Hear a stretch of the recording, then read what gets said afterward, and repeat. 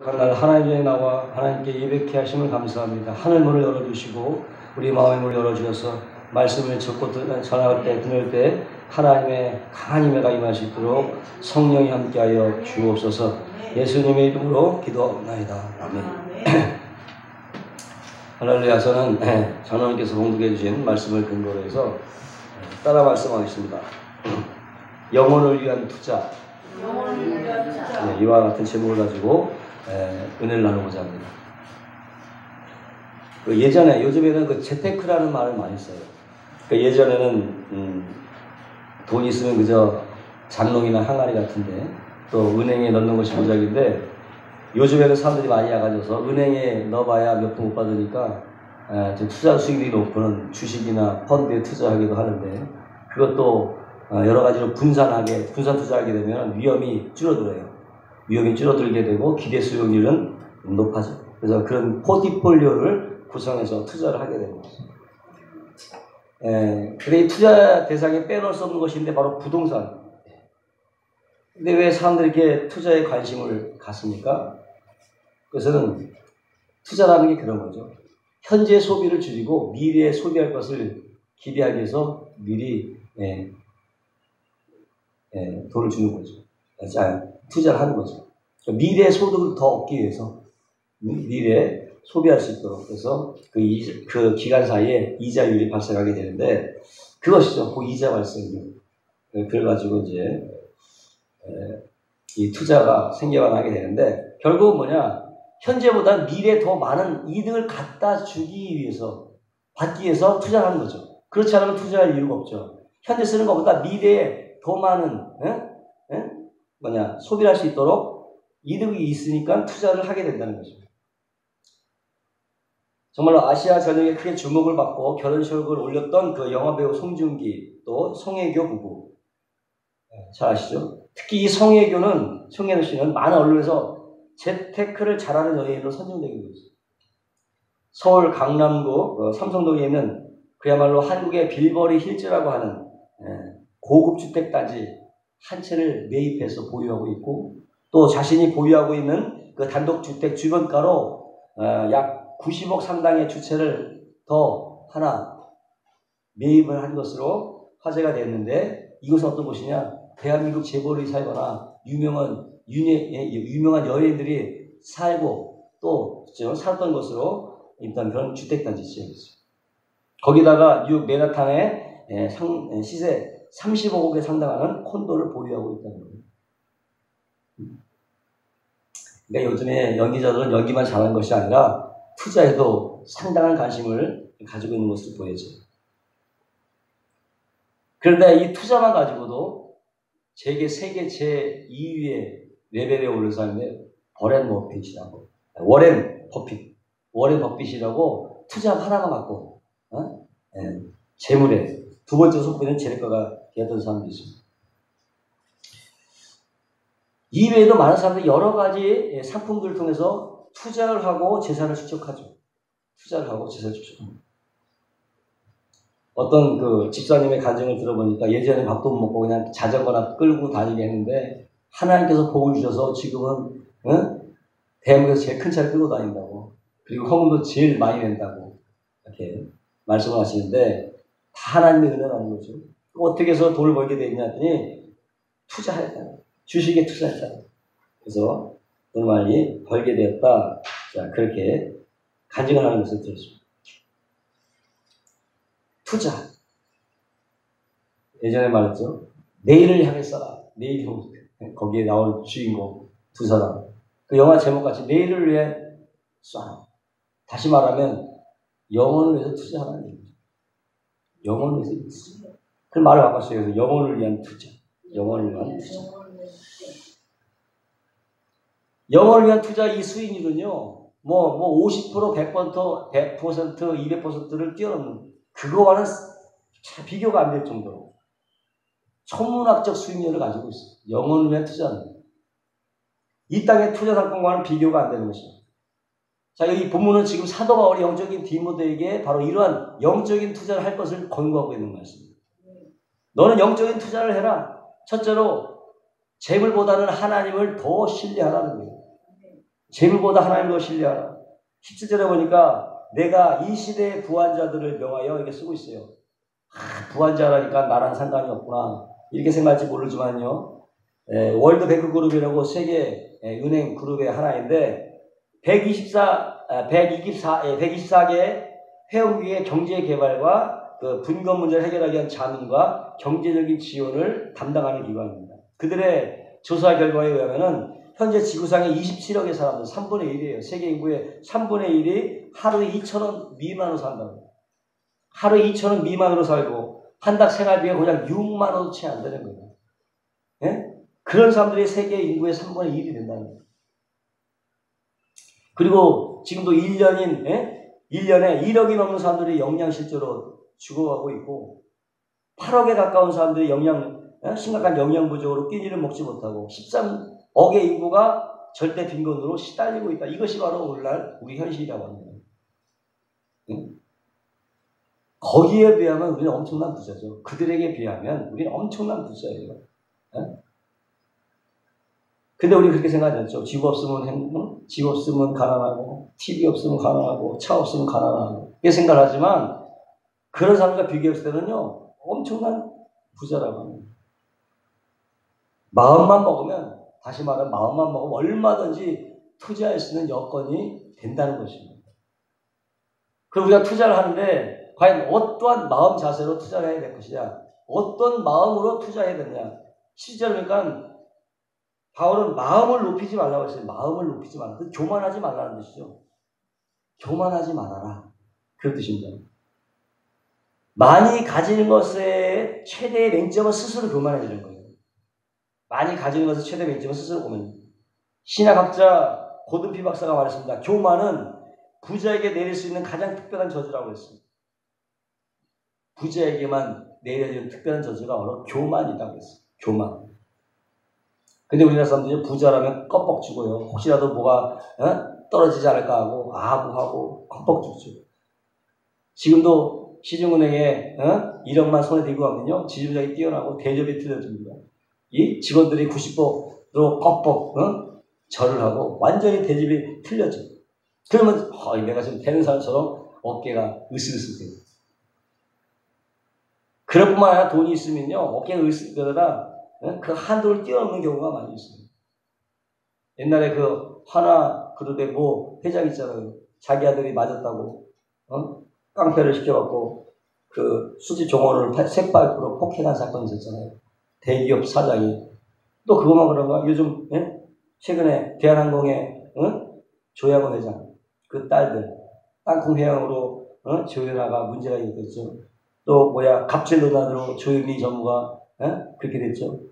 다 있는 집안이. 왜 이런 일은 자기는 부자기 때문에 그렇게도 별 문제 안 되겠지 이렇게 생각했을지 모르겠어요. 혹시 잘못되면 돈을 해결하면 되는 거니까 그런 생각이 있었을지 모르겠어요.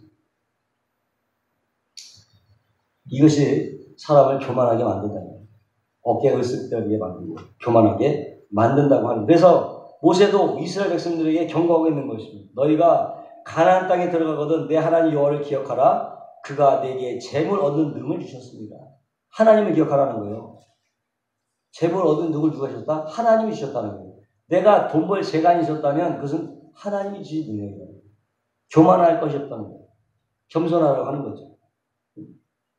그래서요 우리가 뭔가 자신이 잘하는 거 뭔가 가지고 있다고 생각하면 그건 누구의 은혜다? 하나님의 은혜임을 여러분 기억하시기를 주의 이름으로 축원합니다.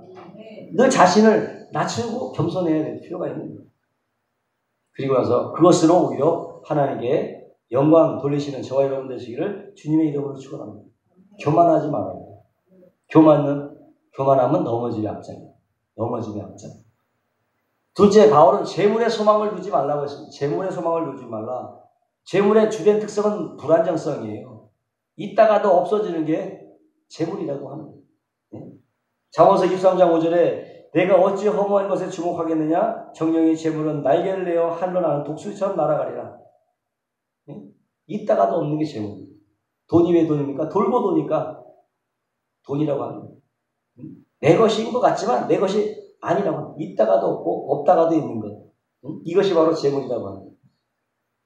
제 예전에 대학교 중계 중에 구병선이라는 친구가 있었는데 상당히 이 친구는 남자들 세계 우리 대학교 경영학과 중에서 인기가 제일 짱이었어요.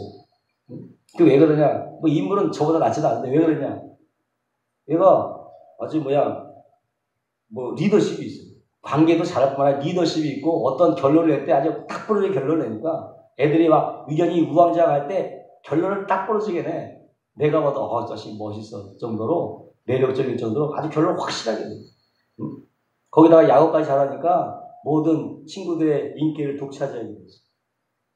근데 걔가 지금 졸업하고 나산시도에 들어서 일하다가 과장으로 직장을 그만두고 사업을 시작했는데 15년 만에 어떻게 동창회가 있어서 나가봤더니 그 병선이가 나온 거예요.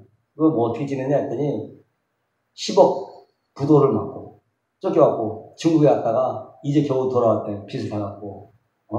그러는 지금은 그래서 정말 빅터리 털이라고. 근데 참 그간에 고생이 많았다는 것을 털어놓더라고. 그래도 밝고 긍정적인 친구라 뭐 그 어려움을 다 견뎌내고 다시 지금 사업을 시작한다고 하는 것은 뭘 말하냐? 재물이 있다가도 없는 거예요. 있는 것 같지만 없게 되는 거예요. 그때뿐이라고 하는 것입니다. 믿을 것이 못 된다고 하는 거예요. 그것이 우리 안정을 보장해 주지 않는다. 그래서 거기에 목숨을 걸게 되면 누굴 잃어버리냐? 하나님을 잃어버리게 된다는 사실입니다. 그래서 바울은 정함이 없는 재물에 소망을 두지 말고 오직 하나님께 소망을 두라고 말씀하고 있습니다. 아멘. 하나님은 우리의 만세반석이 되십니다. 흔들림이 없습니다. 요동함이 없습니다. 불안정하지 않습니다. 아멘. 만세반석 되신 하나님. 또 그 하나님은 우리에게 후히 주시는 하나님. 아멘. 후히 주십니다. 재물뿐만 아니라 심지어 자기의 아들까지로 주시는 분이 무엇을 못 주겠느냐. 제 말이 아닙니다. 로마서 8장 32절에 자기 아들 아끼지 아니하시고 우리 모두 삶에 내어주시니까 어찌 그 아들과 함께 모든 것을 우리에게 은사로 주지 아니하시겠느냐 라고 말씀하고 있는 거예요. 때문에 하나님은 우리에게 물질도 주시고 재능도 주시고 자녀도 주시고 집도 주시고 건강도 주시고 또 뭐지만 교회도 주시고 심지어는 자신의 아들까지 주십니다. 아멘. 아들까지 주신다. 아주 후하게 주시는 분이십니다. 왜 그럼 주십니까? 우리가 누리라고 주십니다. 너희가 누려라 주시는 거예요. 자녀의 고통을 몰고 이거 너무 좋다 즐거워하는 부모가 어디 계세요? 자녀의 고통을 몰고 즐거워할 부모는 한 사람도 없습니다. 하나님 역시도 마찬가지입니다. 누가 이 땅에 세상의 즐거움을 창조했습니까? 바로 하나님이 창조하셨습니다. 때문에 예수 믿는다고 여러분 세상의 모든 즐거움이 끝나는 것이 아니에요. 얼마든지 주원해서 하나님이 주시는 즐거움을 누릴 수가 있는 거예요. 재물도 가질 수 있고요. 몸도 챙길 수 있고 몸도 건강해질 수 있고 얼마든지 맛난 음식을 먹을 수가 있어요. 그리스도인이라고 해서는 판자촌에서만 살고 난민처럼 살아야 되는 것은 아닙니다. 다만 올바른 재물관을 가지고 겸손하게 살아야 합니다. 그리고 그것을 주신 하나님께 감사하라. 아멘? 이것이 우리의 삶의 태도라고 합니다. 그러므로 여러분 우리의 재물관에 대한 우리의 태도를 다시 한번 점검하게 되시기 바랍니다. 거기서부터 영원한 투자가 시작이 되는 것입니다. 두 번째로 바울은 이제 그럼 어디에 과연 투자해야 될 것이냐? 어디에게 우리의 재물을 쏟아부어야 될 것이냐? 그 말씀을 하는 거죠. 디모데전서 6장 18절에 선을 행하고 선한 사업에 많이 하고 나누어 주기를 좋아하며 너그러운 자가 돼. 따라해서 선을 행하고 선한 사업을 많이 하고 나누어 주기를 좋아하며 너그러운 자가 되라. 이게 투자 대상이에요. 이 네 가지가 투자 대상입니다. 처음에는 선을 행하고 선한 사업에 투자하라는 것입니다. 옛말에 개처럼 벗어서 정승처럼 쓴다는 얘기가 있죠. 어떻게 버느냐보다는 더 중요한 건 어떻게 쓰느냐가 더 중요하다. 어떻게 쓰느냐가 더 중요합니다. 예전에 김정은이라는 가수 알죠? 그 어머님이 목사님이신 것 같아요. 그래서 그 영향이 있었던지 콘서트를 오면 30억 원 보육원에 기부한 그러한 일들이 일어나게 되는데 계산해 보니까 35억이 매달 1,500만 원. 매달 1,500만 원, 매일 50원, 50만 원씩. 적은 돈이 아니죠. 매 하루에 50만 원씩 선한 사업을 했다는 거예요. 근데 정작 그가 살고 있는 집은 5천만 원 전셋집이야. 자기 집도 없어. 그럼에도 자기 모든 것을 다 그렇게 선한 사업에 쓰고 있다는 거예요. 저는 그분 처음 봤을 때 껄렁껄렁하고 별 믿음 좋지가 않았는데 그런 일을 하더라고요. 겉만 보고 판단해서는 안 되는 것 같아요. 아마도 어머니 목사님의 영향을 많이 받은 것 같아요. 선한 사업 많이 해요. 영원한 투자입니다. 또 하나, 나눠주기를 좋아하라고. 나눠주기를 나누어주되 기꺼이 나누라. 억지로 하는 게 아니에요. 영혼을 위한 투자는 억지로 강압에 의해서 하는 것이 아니라고 하는 거예요. 누가 시켜서 하는 것이 아니라고 하는 거죠. 자발적인 것이죠. 교회도 헌금할 때도요. 목사님의 강요에 의해서 하면 그건 헌금이 안 돼요. 하늘 받지도 않습니다. 한 번은 마크 트웨인이 교회 갔는데 목사님이 하도 앞에서 헌금을 강요하니까 오히려 헌금 낼 마음이 사라지고 오히려 헌금하면서 돈을 슬쩍 끄집어냈다는 고백을. 억지로 해서 되는 게 아니에요. 강압으로 해서 되는 거죠. 아무리 좋은 일이라도 강요하거나 억지로 해서는 안 된다고 하는 거예요. 나가서 바울은 뭐라고 얘기하냐? 너그러운 자가 되라고 했어요. 너그러운 자가 되라. 너그러운 자. 미국의 한인 식당에서 일하는 종업원들 말 들으면요. 자기들이 가장 싫어하는 손님이 기도 오래 하고 이것저것 시켜먹는, 기도하고 경건한 척은 하지만 시키고 다 시켜먹고 그런 사람들이 오히려 팁도 안 주더라고요. 팁도 짜다더라고요. 누구 계십니까? 크리스찬들이에요. 크리스찬이라고 하는 사람들이 아주 그냥 깍쟁이고 하나님에게는 그렇게 헌신을 하는 것처럼 보이지만 실제로는 그렇게 깍쟁이. 그래서 그런 사람은 더 받기 싫다니까 차라리 기독교인들은 받지 않겠다. 기독교인들이 이렇게 평가를 받아서 되겠느냐? 너그러워지시기를 주의 이름으로 축원합니다. 제가 신학교를 갔을 때 처음 이제 세상생활 하다가 결혼하고 신학교 갔는데요. 너무나 좋은 거예요. 신학생 한 사람 한 사람들이 그야말로 천사처럼 보이더라고요. 가는 사람마다 다 예호해주고 다 쓰다듬어주고 말이라도 야 내가 천국에 왔구나 그런 생각을 했었어요. 그치 신학교까지 와서 서로 할 일은 없겠지만 너무나 다 천사같이 정말 이게 살만한 세상이구나 그렇게 생각했던 적이 있는데 마지막으로 투자의 유익에 대해서 말씀하고 있는데 디모데서 6장 19절에 이것이 장래에 자기를 위하여 좋은 터를 쌓아 참된 생명을 취하는 것입니다. 참된 생명을 취하는 것입니다. 루터의 종교개혁 당시에 로마 카톨릭의 요한 테데라는 수도사가 면죄부를 팔면서 뭐라고 해요? 동전이 헝거람에 딸랑 떨어지는 순간 그의 영혼은 연옥에서 튀어오른다. 그렇게 면죄부를 팔았어요. 헌금을 많이 하면 하는 그 헌금 소리가 헌금이 떨어지는 딸랑 소리 나는 그 순간에 지옥에서 영혼이 튀어오른다. 그러면서 면죄를 팔았다고 하는 거죠. 구원은 거저죠. 돈 주고 사는 것이 아닙니다. 구원은 거저죠. 다만 우리가 이 땅에서 너구리 나누어 살게 되면 천국에서 견고한 터를 세우게 된다는 거죠. 아멘?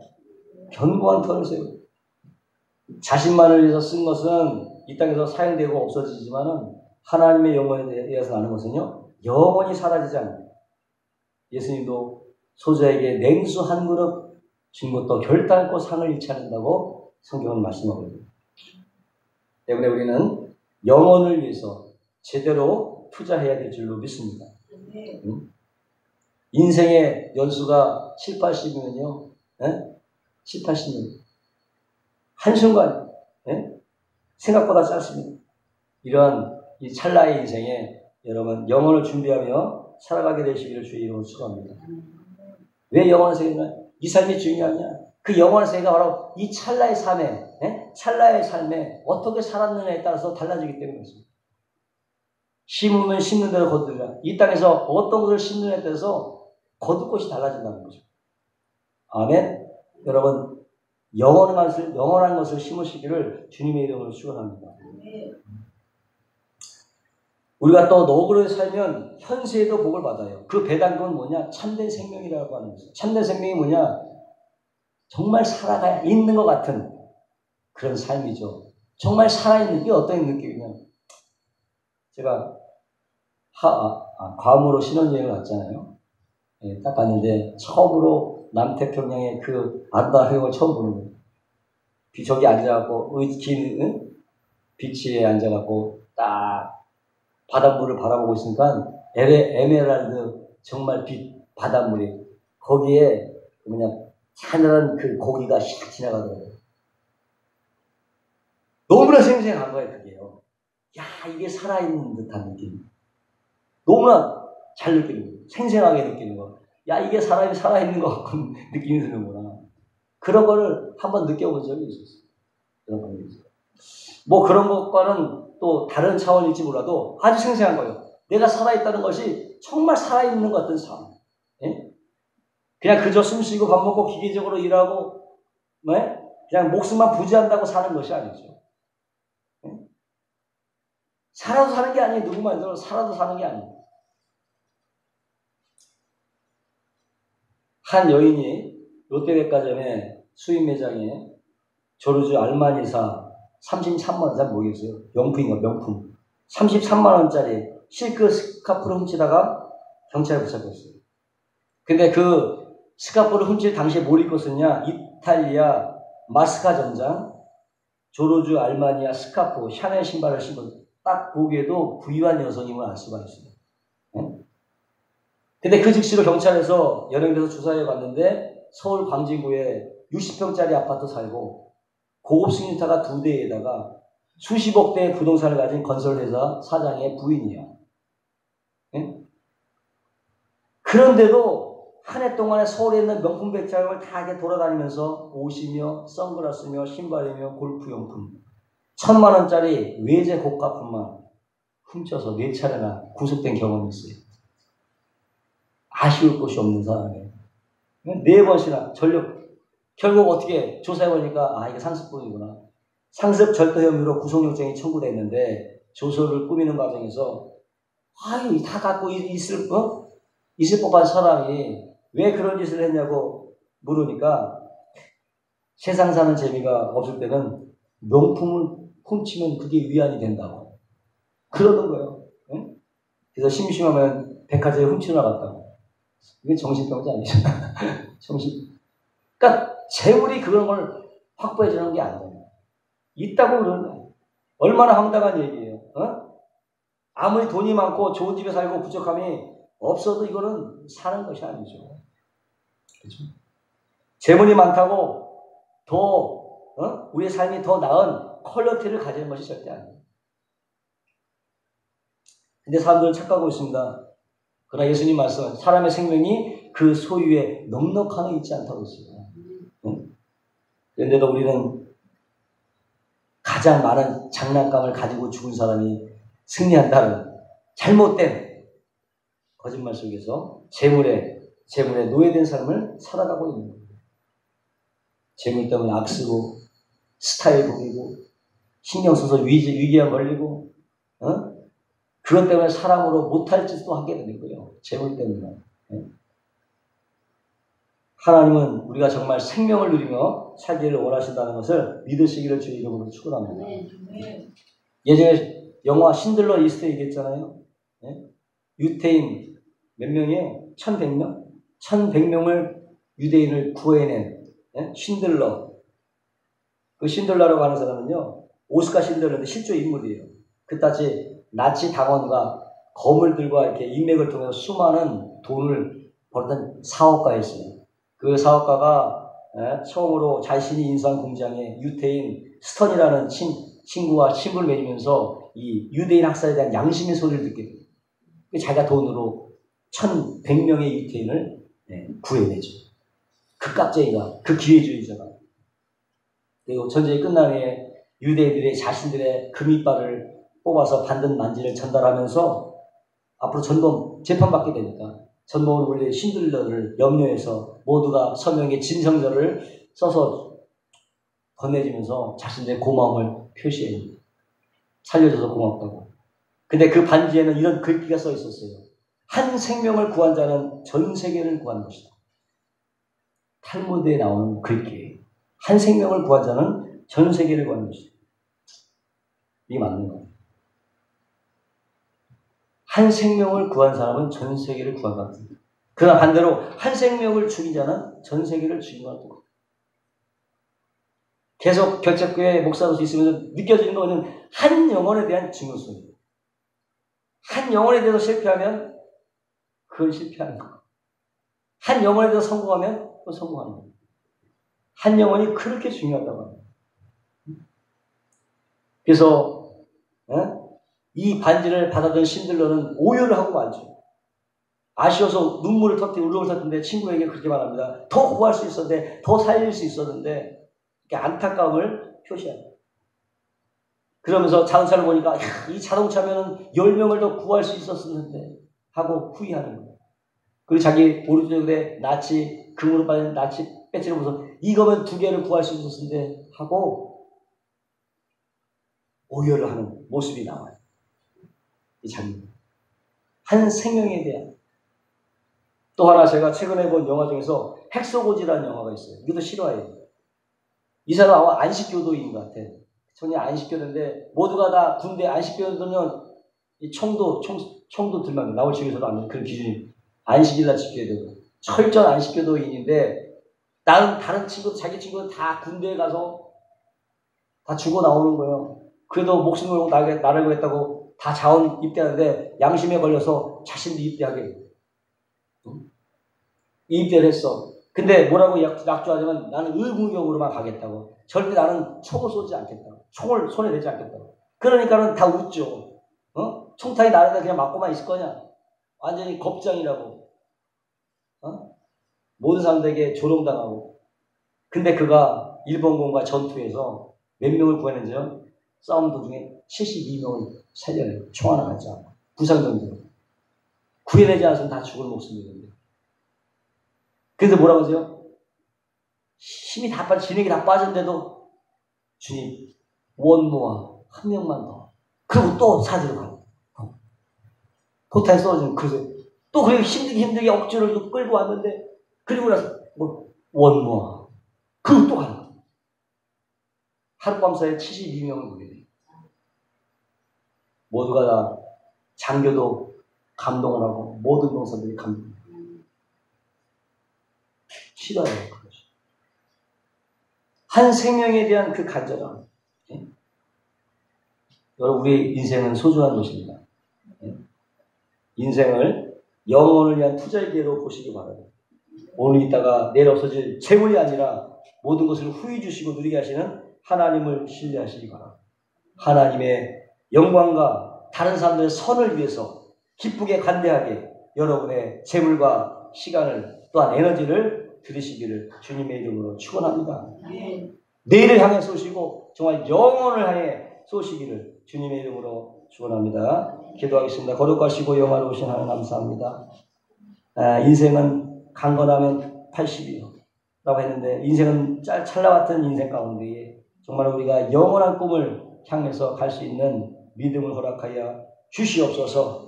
정말로 하나님 기회가 있을 때에 더 많은 투자를 하게 도와주시고 또 하나님의 선한 사업을 많이 할 수 있도록 우리에게 기회를 허락하여 주옵소서. 감사하며 예수님의 이름으로 축복하고 기도합니다. 아멘.